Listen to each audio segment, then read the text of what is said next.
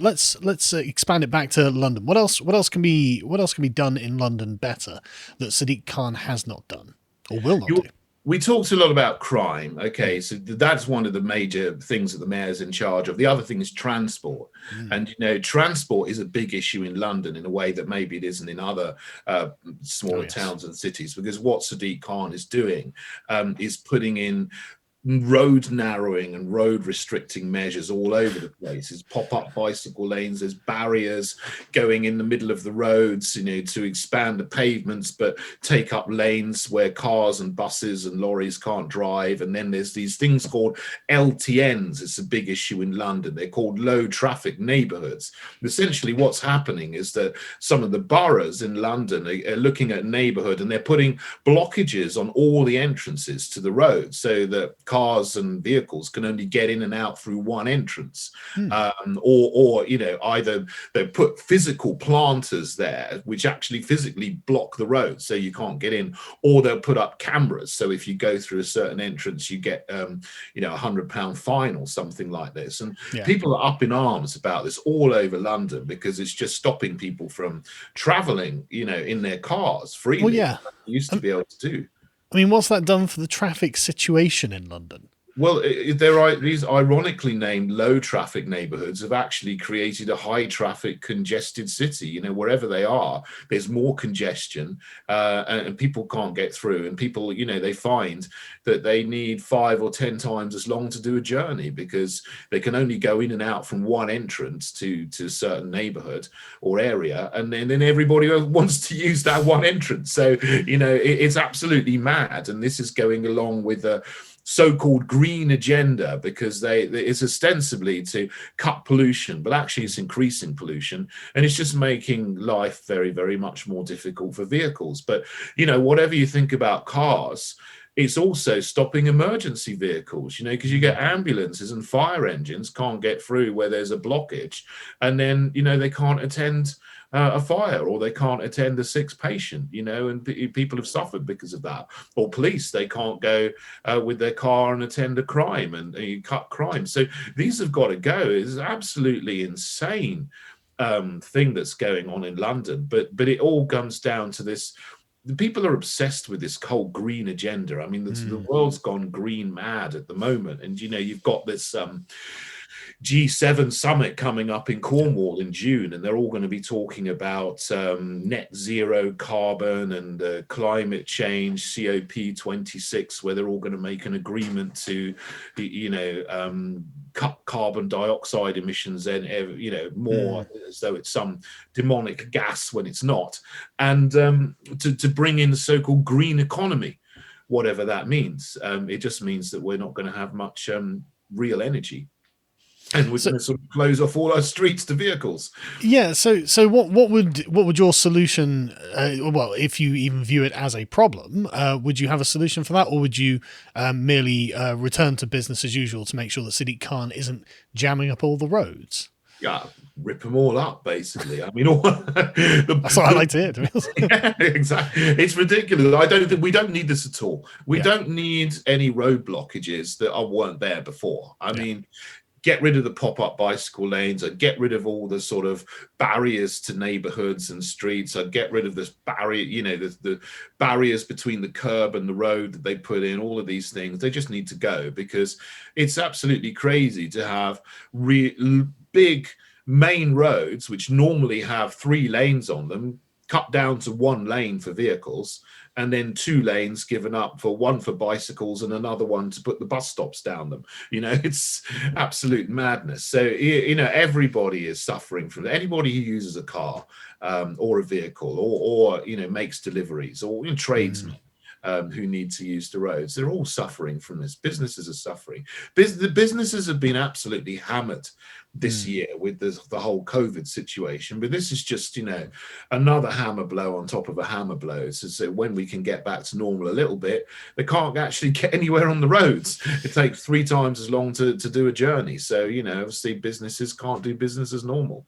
So I just this is a big issue, as I say, in London. Might not be so relevant in other places, but it is something that needs to be addressed, and we need to just stop following this mad green agenda and open things up to the free market. market.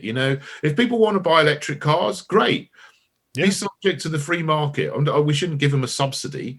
They won't need it, will they? If it's genuinely the better alternative, then people Mm. will choose it because it's a good idea and they think it works and it will be helpful.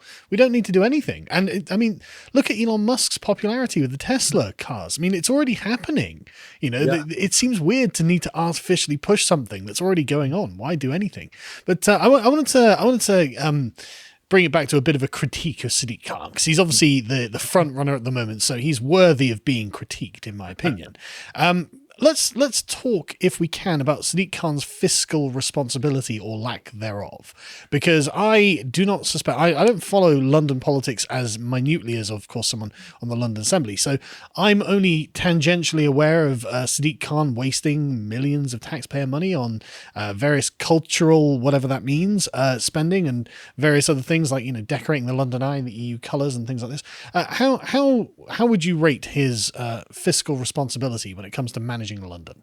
Yeah, pretty terrible. Pretty terrible, actually. The GLA has got quite a big budget. It's got about £17 billion a year. It's a big budget for that. I mean, the biggest part is transport. A lot of that is capital expenditure. So Crossrail, for example, which is this big new line that they're going to put in east to west across London.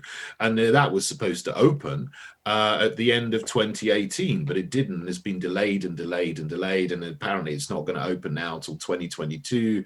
And the chances are it won't even open then, because we were only told about this about 3 months before it was due to open. Oh, it's not going to open on time, and it's been delayed and delayed and delayed. But so he must have known, had some kind of inkling about this beforehand. But this is now turned into a sort of a black hole that's needed an extra 1.5 billion, and then it will need a few more as the years go on. So I mean, this is just a disaster, really. As for the police, what's happened with the police force is that police numbers have gone down. And from when they were going down under the Tories, under Boris Johnson, they've continued to go down under Sadiq Khan as well. But I think they didn't need to, because what he's done that I disagree with is he's spent millions, hundreds of millions on these bicycle lanes, which he could have used to keep police stations open and to keep police numbers up, which then meant they could have done more community policing and kept violent crime under control. But instead, he's pursued this green agenda. So this is another thing that it's actually affected London's finances, and I think indirectly affected the crime rates, because, the first priority is to keep London safe. You've got to do that. And then we can all enjoy everything else. But he's not kept his eye on the ball on that, but he's actually gone completely crazy for spending hundreds of millions of pounds on these bicycle lanes and so on, which is really Sorry to interrupt. What were the cultural things that he was doing as well? Didn't he have a bunch of cultural initiatives where he gave millions away for? I mean, I don't even know what the things were. I just saw the headlines and thought, oh, God, that sounds like a waste. Yeah, there's millions here and millions there. I can't remember exactly all of them. I mean, one of them was, I think he wanted to open a beach somewhere on the Thames, like for one summer, and it was like, there was, why are you doing this? I mean, a beach who's going to go Thames? to the beach and in who wants to go swimming in the Thames or something? There's all kinds of things that there's this diversity commission that he's doing now, which is £1.5 million or something. For people to look in changing the names of streets and so on. I mean, this is ridiculous waste of money there. But his staff, the staff in the GLA has gone up massively. I think, I'm not sure the exact numbers, but it's approximately started about 800 when I joined. There's about 800 staff at City Hall. Now it's over 1,000. So, I think he's got a team of over 30 people looking after his publicity. So, why does someone need so many people, to do his publicity for him? Yeah, well, they're all going to be on like big salaries. So, we need to cut the number of staff in City Hall. We really don't need that many. I mean, the building, actually, City Hall, was designed for for about 450 people. But over the years, it's got, you know, more and more and more people going in. And now you've got people working at home. So the idea is, well, they can have as many staff as they want, but they're all going to work at home, you know, and just sort of dial in on Zoom, you know, to talk to each other. But, you know.